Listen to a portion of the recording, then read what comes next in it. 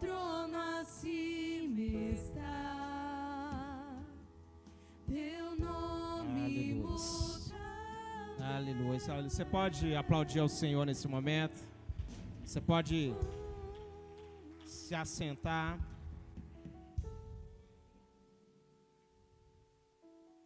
Eu quero convidar você a abrir sua Bíblia comigo no Evangelho de João. Se tiver com sua Bíblia, abra por gentileza. Evangelho de João, capítulo de número 20. Vamos ler a partir do verso de número 19. Evangelho de João, capítulo de número 20. A partir do verso de número 19, a Bíblia vai dizer assim: ao cair da tarde daquele primeiro dia da semana, estando os discípulos reunidos a portas trancadas, por medo dos judeus, Jesus entrou, pôs-se no meio deles e disse: Paz seja com vocês. Tendo dito isso, mostrou-lhe as mãos e o lado. Os discípulos alegraram-se quando viram o Senhor. Novamente Jesus disse: Paz seja com vocês. Assim como o Pai me enviou, eu os envio. E com isso soprou sobre eles e disse: Recebam o Espírito Santo. Amém? Somente até aí. Feche seus olhos, quero fazer só uma oração com você. Pai, nós te damos graças nesse momento, por mais esse dia, por mais esse culto. Queremos celebrar ao Senhor nessa noite, queremos te adorar. Queremos clamar para que a tua presença se manifeste no nosso meio de maneira poderosa, em nome de Jesus. Quantos podem dizer amém? Queridos, Jesus, quando ressuscita, ele vai ter algumas aparições na Bíblia. Ele vai aparecer a Maria Madalena no jardim onde ficava o sepulcro. Jesus vai aparecer a Maria Madalena e a outra Maria. Elas foram apressadas contar aos discípulos que Jesus havia ressuscitado. Alguns interpretam que esse texto, na verdade, é o mesmo do tópico que eu acabei de citar, apenas com algumas percepções diferentes. Enquanto Marcos e João não citam a outra Maria, Mateus o faz. Também Jesus vai aparecer para 2 discípulos dele lá no caminho de Emaús. A Bíblia fala que eles não o reconhecem, até que Jesus parte o pão e na comunhão eles vão reconhecer Jesus. E ainda no domingo da ressurreição, Jesus vai aparecer a Pedro. E esse relato você vai encontrar somente lá no Evangelho de Lucas, capítulo 24. Apesar de haver uma citação a essa aparição lá também em 1 Coríntios, capítulo 15. E finalmente nós temos a aparição de Jesus nessa casa que nós acabamos de ler. Jesus aparece no meio deles. Eles estavam com medo, eles estavam inquietos, eles estavam se sentindo pressionados. Então Jesus aparece. Quando Jesus aparece, ele traz consigo fé. Quando Jesus entra naquela casa, ele traz consigo esperança. Então, eu profetizo sobre a sua vida essa noite, que Jesus vai entrar na sua casa, ele vai entrar, quando ele entrar vai ter fé na sua casa, vai ter esperança, você vai se alegrar. Quando Jesus entra na nossa casa, o ambiente se transforma, a nossa história é mudada. Então Jesus aparece. Os discípulos, como eu falei, agora eles estavam com medo. Medo de quê, pastor? Represálias. Eles estavam com medo de perseguições. A Bíblia vai dizer que eles estavam reunidos a portas trancadas. Eles tinham medo daquilo que havia acontecido. Jesus havia sido crucificado. Então eles tinham medo agora das consequências daquilo que havia acontecido. Eu tenho falado muito com pessoas esse dia, e o sentimento predominante é o quê? É o medo. Quando vemos as notícias, quando vemos as coisas que estão acontecendo, isso faz o nosso medo crescer. Nós ficamos com medo dos rumos que estamos tomando, sim ou não? Quantos ficam com medo? Ah, pastor, não tenho medo de nada. Fica assim. Como pessoas, como cristãos, ainda que tenhamos fé, o medo vem. Ele bate a porta. Ele tenta nos moldar, nos modelar. Quando olhamos ao nosso redor e vemos as coisas como estão, isso alimenta o nosso medo. Se você parar para assistir o jornal hoje, você fica com medo. As notícias que vão chegando, uma após a outra, é que as coisas têm uma tendência, para quem é cristão, a piorar. Quando olhamos para as tempestades, acredite, são os nossos medos que crescem. Quando Pedro estava naquele momento que ele sai do barco, você conhece a história, Jesus aparece andando sobre as águas, Pedro fala, os discípulos ficam com medo, pensam que é um fantasma. Então Jesus vai falar assim, Pedro vai falar assim, Senhor, se é o Senhor mesmo, me manda ir ter contigo. Então Pedro sai e começa a andar sobre as águas, mas a Bíblia vai falar que Pedro começa a reparar no quê? Na força do vento. Pedro começa a reparar na tempestade, nas ondas. E acredite, querido, o mesmo se aplica às nossas vidas. Quando começamos a olhar ao nosso redor e ficamos reparando nas tempestades, ficamos reparando na força dos ventos, quando reparamos nas coisas que não estão sobre o nosso controle, a nossa tendência é ter medo. Então ele afunda. Quando ele afunda, sabe o que aconteceu? A Bíblia diz que Jesus estendeu a mão. Ei, eu não sei se você está enfrentando algo que tem tirado a sua confiança, a sua paz, mas assim como Jesus estendeu a mão para Pedro e o ergueu, Ele está estendendo as mãos para nós essa noite, e Ele vai te levantar. Ele está cuidando de você, Ele está cuidando da sua casa, Ele está cuidando da nossa nação. Quantos creem nisso aqui em nome de Jesus? Se o que tem crescido em seu coração esses dias é o medo, eu tenho uma palavra para você de fé nessa noite. Nosso Cristo ressuscitou e Ele continua reinando. Ele continua no controle. Essa é a palavra. Em meio aos turbilhões, em meio às tempestades, o nosso Deus continua no controle de todas as coisas. Você pode erguer suas mãos e declarar isso? O meu Deus continua no controle de todas as coisas. Pode vir vento forte contra, pode vir tempestade, pode vir turbilhão de onde for. O meu Deus continua no controle de todas as coisas. O que o medo pode fazer em nós? Primeiro, o medo ele nos rouba a perspectiva de Deus. Quando a nossa percepção das coisas é pautada pelo medo, nós deixamos de confiar em Deus e na sua palavra. Acredite, apesar de todos os sinais que Jesus realizou, apesar de todas as palavras, os discípulos estavam como? Trancados com medo. Apesar de eles terem sido testemunhas de Jesus ressuscitando mortos, apesar de Jesus ter falado, é necessário que eu morra, mas que eu ressuscite ao terceiro dia. É interessante nós vemos que o contexto que eles estavam vivendo, a situação estava se sobrepondo a tudo aquilo que Jesus havia falado. E quantas vezes, querido, as nossas situações, elas se sobrepõem às promessas de Deus para nós. Quantas vezes o nosso contexto imediato, aquilo que nós estamos vivendo no momento, se choca, se contradiz totalmente com uma promessa que Deus fez para nós. E o que fazer nessa hora, pastor? É ser como o salmista fez. O salmista vai falar assim, ó, mas eu, quando estiver com medo, confiarei em ti. O que o salmista está dizendo aqui? Ele está dizendo assim, eu sei que eu vou poder sentir medo, contudo, quando ele vier, eu vou escolher confiar em Deus. E não pense você que isso é uma escolha qualquer. Não pense você que isso é feito de forma subconsciente. Não, querido, é consciente.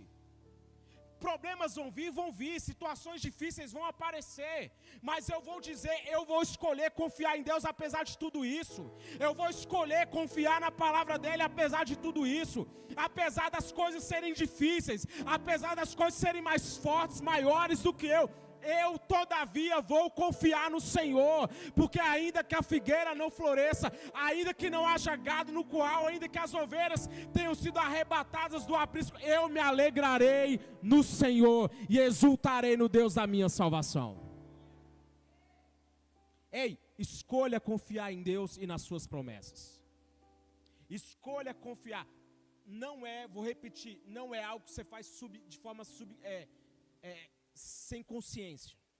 Aí o meu subconsciente vai ser, não, você tem que alimentar isso.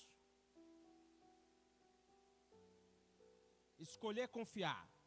Segunda ação que o medo pode ter em nós, ele nos paralisa e nos torna improdutivos. Acredite, o medo, ele nos torna incrédulos. E tem uma frase que vai dizer assim, que a incredulidade, ela não precisa de muito para cumprir as suas expectativas. Basta nada acontecer, pronto. Eu não acreditava que ia acontecer. Aquela história, né? A pessoa joga na Mega Sena, fala assim, já sei que não vou ganhar. Óbvio que não vai ganhar. Cumpriu a expectativa. Não estou dizendo para você jogar, tá, irmão? Se jogar. O que os discípulos poderiam fazer trancafiados? O que eles poderiam fazer enquanto eles estavam lá respondendo aos medos dele? Pergunto para você essa noite, o que você pode fazer enquanto tudo que você está fazendo é respondendo os seus medos? O que você é capaz de mudar na sua vida quando você está apenas respondendo aos seus medos? O que nós podemos fazer de diferente, de rompimento, de crescimento, quando todas as nossas ações são apenas pautadas em responder aos nossos medos? Expulse o medo hoje. Fala isso para o seu irmão, expulse o medo hoje. Sabe qual é a palavra para você essa noite? Se posicione em Deus. A Bíblia vai dizer assim que no amor não há medo. Pelo contrário, o perfeito amor lança fora, expulsa o medo. Se posicione com coragem. A vida, querido, acredite, em 2023, ela pode ser exatamente aquilo que você está esperando que seja. As nossas expectativas ou os nossos medos estão modelando a nossa vida. Eu vou perguntar novamente o que você espera da sua vida, se tudo que você faz é responder aos seus medos. Muitas vezes as pessoas não rompem, não mudam. Por quê? Porque todas as ações delas são pautadas apenas nisso, respondendo os medos.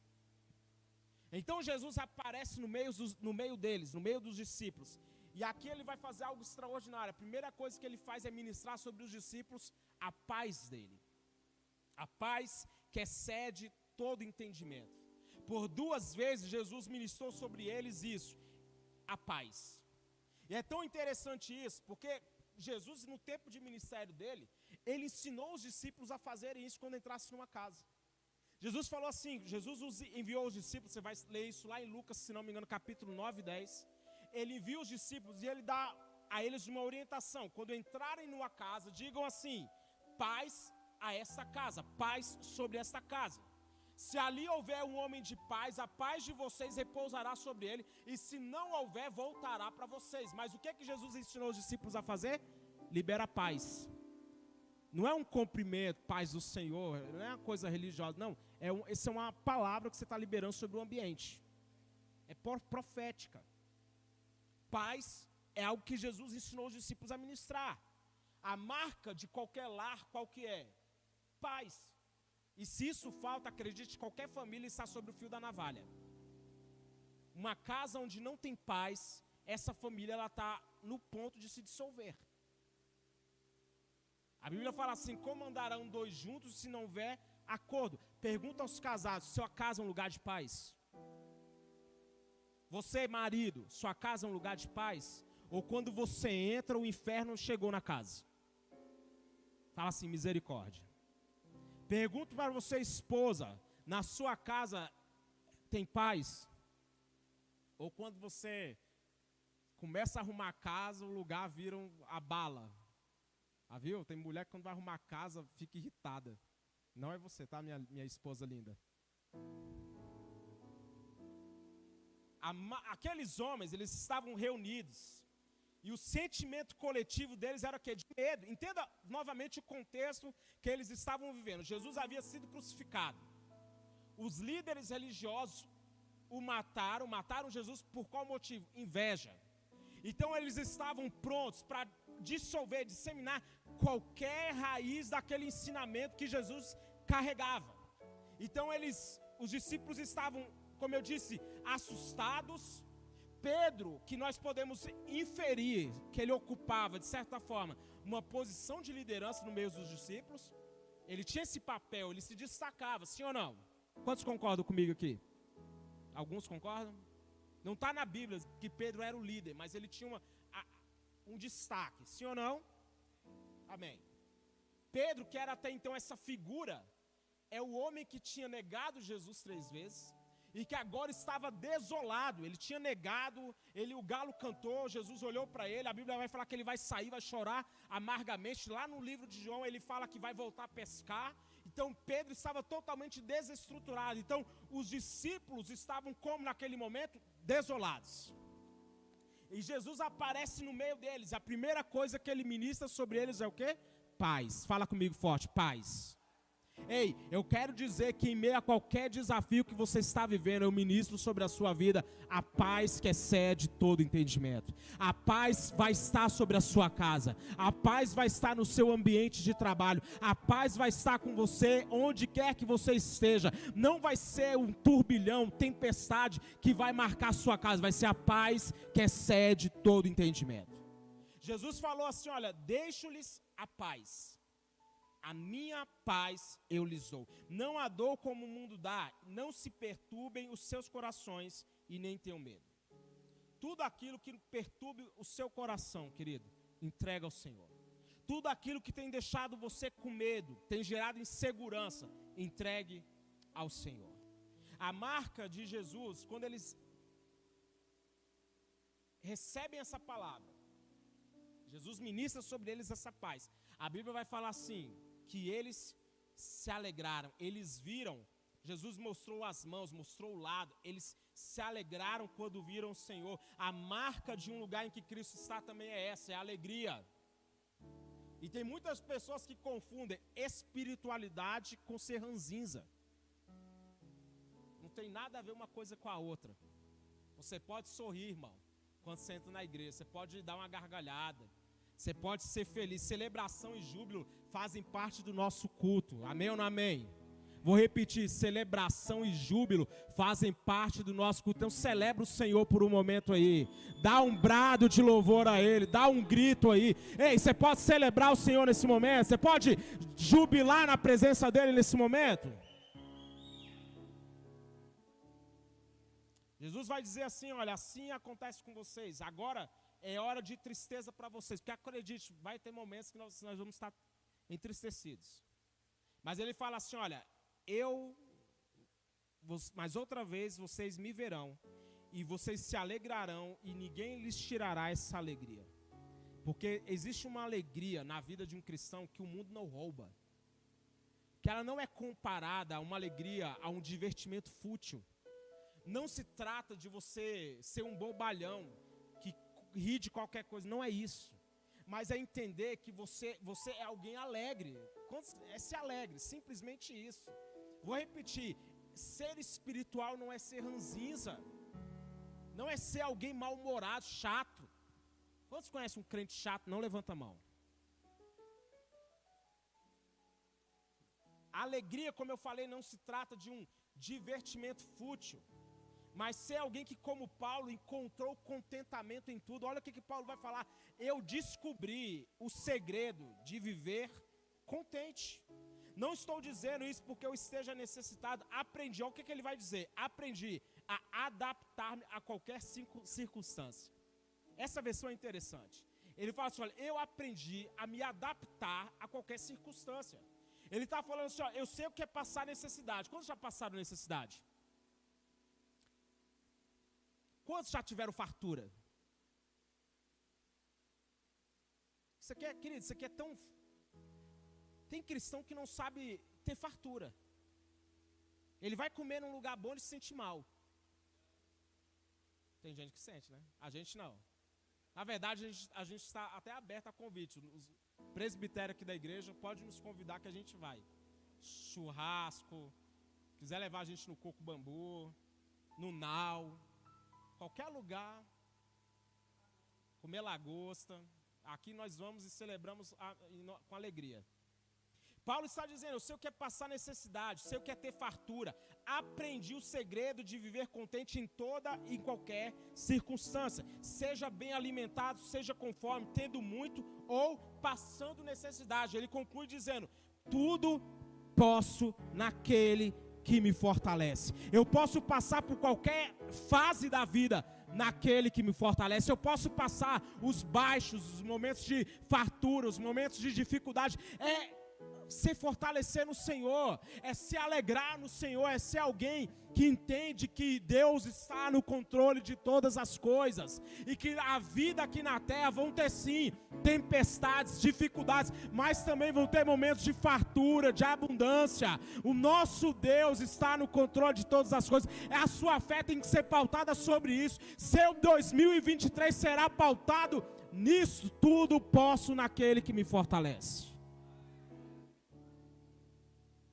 Em tempos com tantas notícias que nos entristecem, se alegrar em Deus é uma marca de uma pessoa de fé. Ser capaz de ter uma alegria que o mundo não rouba, mesmo diante de tantas notícias que nos tiram a paz.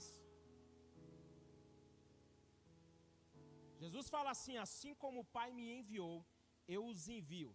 E com isso soprou sobre eles e disse: recebam o Espírito Santo. Jesus então envia os discípulos, e essa ordem ela não vem desacompanhada. Ele lhes entregou autoridade através do Espírito Santo. Porque acredite, querido, o ID é sempre respaldado por um soprar do Espírito. Porque quando Deus te enviar para qualquer missão, seja onde for, Ele vai te enviar o Espírito Santo para te conduzir no caminho. Ele não nos envia sem autoridade. Quando Jesus enviou os discípulos, falou assim, Ele os enviou a pregar, a Bíblia fala que Jesus deu a eles o que? Autoridade. Jesus revestiu eles de autoridade e falou: agora vai. Ei, Deus está revestindo pessoas aqui de autoridade, dizendo: vai. Você vai lá no meio da sua casa, você vai ser lá, vai ser usado por Deus lá. Se revista dessa autoridade. Não é de peito aberto, não, querido. O nosso Senhor, o Deus dos exércitos, é aquele que está nos equipando para a batalha. Quantos entendem isso aqui em nome de Jesus? Nós fomos chamados para andar no mesmo nível de autoridade de Jesus. Ninguém vai falar amém? Mesmo nível de autoridade. Pastor, é para tanto? É, querido. E ele ainda falou para a gente assim, ó, vocês vão fazer o que eu fiz e coisas ainda maiores. Aquilo que ele nos deixou como herança é para fazer o que ele fez e coisas ainda maiores. Eu quero concluir, querido. Quando Jesus entrou naquela casa, Ele devolveu aos discípulos aquilo que as circunstâncias haviam roubado, a fé deles. Talvez as suas circunstâncias tenham minado a sua fé. Talvez aquilo que você passou ao longo desses últimos anos, desde o momento que essa pandemia saiu aí, foram minando a sua fé. Mas assim como aqueles discípulos tiveram um encontro com Jesus e a fé deles foi restaurada, eu quero dizer que você não vai sair daqui essa noite sem ter um encontro com aquele que tem o poder de restaurar a sua fé, a sua confiança. Só uma observação: Tomé faltou esse culto aqui, querido, e depois nós o conhecemos como incrédulo. Talvez o tamanho dos seus problemas tenha minado a sua fé. Talvez você olhe para essas coisas que acontecem no Brasil e você fica assim assustado. Mas, querido, nada do que está acontecendo no Brasil está acima do poder de Deus.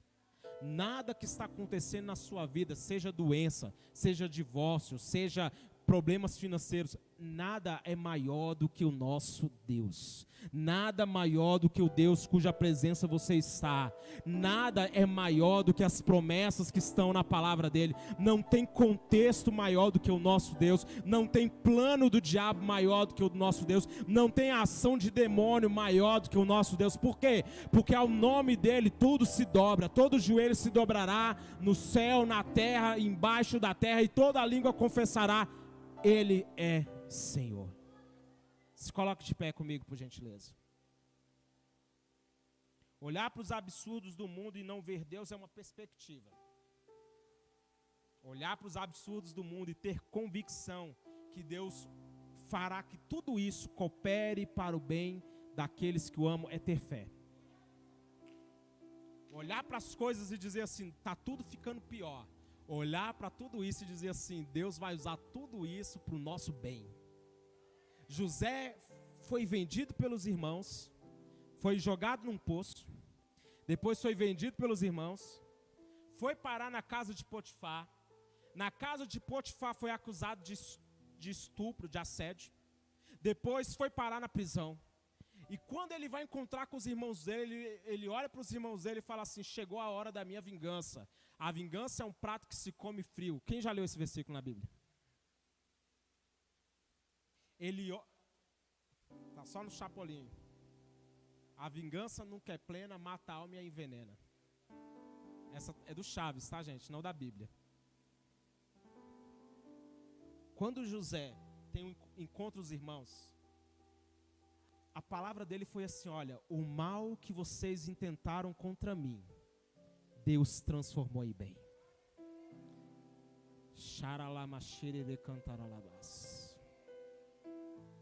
Todo mal que você viveu nos últimos anos, Deus vai transformar em bem.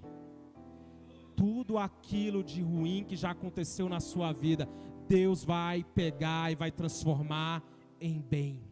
Por quê, querido? Porque Ele pega tudo. Ele pega absolutamente tudo e transforma. Esse é o nosso Deus. Esse é o Deus que nós servimos. O que são então as circunstâncias, pastor? Elas não são nada diante do nosso Deus. Enxergar Deus. Os discípulos estavam reunidos à porta trancada. E o que eles tinham? Medo. O medo estava lá roubando a percepção deles de aquilo que Jesus falava. O medo nos rouba a percepção de Deus. Então eu quero te pedir, levanta sua mão e fala assim, eu declaro. Fala forte comigo, eu declaro que eu verei Deus em tudo. Olhe para tudo e veja Deus nisso. Olhe para todas as suas circunstâncias e fala assim, eu vou enxergar Deus nisso. Por quê? Porque a minha vida não está na mão do diabo, nunca esteve, não. Porque lá na cruz do Calvário, a Bíblia fala assim que Deus nos resgatou do império das trevas. Ele nos tirou do império das trevas. Nós estamos nas mãos de Deus. Jesus falou assim, as minhas ovelhas estão nas minhas mãos. Quem poderá arrebatá-las? Ei, você está nas mãos de Deus. Sua casa está nas mãos de Deus. Isso não me assusta não, querido. Isso me dá fé.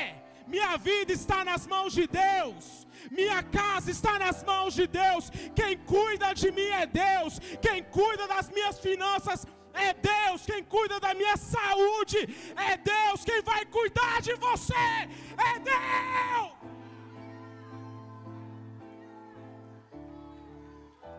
Quem vai cuidar de você é Deus, irmão. Quem vai zelar pela tua vida é Deus.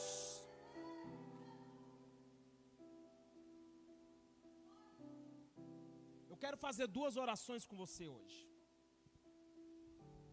Quando Jesus entrou naquela casa, a primeira coisa que Jesus fez foi o quê? Declarar paz. A primeira coisa que Jesus ministrou sobre os discípulos foi isso, paz. E a primeira oração que eu quero fazer com você é justamente isso. Senhor, eu quero a tua paz sobre a minha casa. Traz paz sobre essa nação. Você pode dar a mão para o seu irmão e orar com ele, falar, Senhor, traz paz sobre a casa do meu irmão. Traz paz ao casamento, traz paz. Tira, Senhor, os turbilhões, tira. Meu Deus, eu intercedo nessa hora. Eu clamo agora em teu nome, eu ministro agora a tua paz, que excede todo entendimento. Senhor, pessoas que entraram aqui inquietas, perturbadas, eu quero dizer sobre a sua vida hoje que existe uma paz sendo soprada sobre você. A sua casa não é um lugar de contendas, não é um lugar de guerras, a sua casa é um lugar de paz. Paz, Senhor, nós ministramos sobre a tua igreja a tua paz. Eu ministro agora em teu nome a tua paz, paz sobre essa cidade, paz, Senhor, sobre a nossa nação. Nós oramos por isso nessa hora. O Deus de paz em breve esmagará Satanás debaixo dos nossos pés, Senhor. Nós ministramos agora em teu nome a tua paz, a paz que excede o entendimento, a paz que não pode ser medida, a paz que mesmo na tempestade nós estamos descansando no nosso Senhor.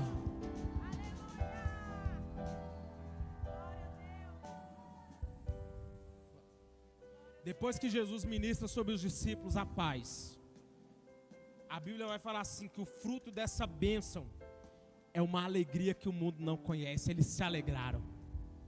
Eles se alegraram. Aquilo que estava entristecendo saiu. Ei, eu não sei se tem coisas te entristecendo, mas eu profetizo, vai sair do teu coração essa noite. Tudo aquilo que tem perturbado seu coração vai sair em nome de Jesus. Depois ele ministra sobre os discípulos o ide. Ele diz assim, ele os enviou, e para isso o que ele faz? Soprou sobre eles o Espírito Santo. E a nossa segunda oração é essa: Senhor, nos dê o teu Espírito Santo. Preste atenção nisso, por gentileza. Por quê, pastor? Porque nós como igreja, a nossa missão está muito além do bem-estar social. Aqui, e nós já falamos isso, não é um lugar para você vir semanalmente para se sentir bem consigo mesmo, para voltar para a sua vida. Aqui é o lugar onde o Espírito Santo é derramado sobre você de maneira poderosa. E quando o Espírito Santo é derramado sobre nós, nós não somos mais os mesmos. Quando nós recebemos o Espírito Santo, isso nos transforma e nós passamos a ser agentes de transformação, agentes de libertação. Porque quando o Espírito Santo está em mim, quando eu chegar num lugar, querido, não tem demônio que vai permanecer, não tem opressão maligna que vai permanecer. Então, Senhor, levante suas mãos e peça aí, Senhor, nos dá o teu Espírito Santo. Nos dê o teu Espírito Santo, porque nós sabemos que sem ti nada podemos fazer de nós mesmos, nada podemos fazer na força do nosso braço. Nós precisamos do Espírito Santo. Senhor, sopra nesse lugar o teu Espírito, sopra sobre a tua igreja o teu Espírito, sopra o teu Espírito Santo, como foi lá nos dias de Pentecostes. Sopra nesse lugar o teu Espírito. Então comece a falar em línguas estranhas onde você está, comece a receber poder aí onde você está. O Espírito Santo está nesse lugar. Então o Espírito Santo vem sobre nós. Todavia eu me alegrarei,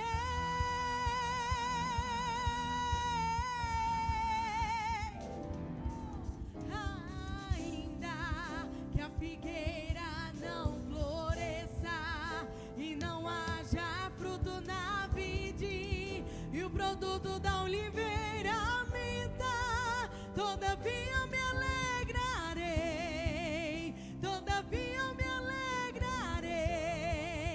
todavia eu me alegrarei.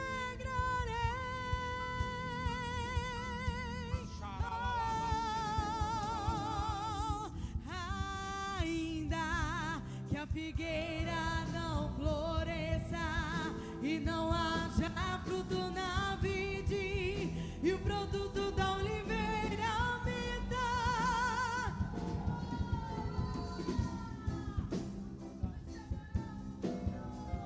Aleluias, aleluia. Senhor, nós te adoramos nessa noite, nós glorificamos o teu nome, a ti todo louvor, toda adoração. Nós celebramos estar em tua casa, celebramos estar reunidos nesse lugar, para adorar aquele que é o Senhor sobre todas as coisas. Você pode dar um brado de louvor a Ele, você pode celebrar a Ele, você pode se alegrar nessa noite.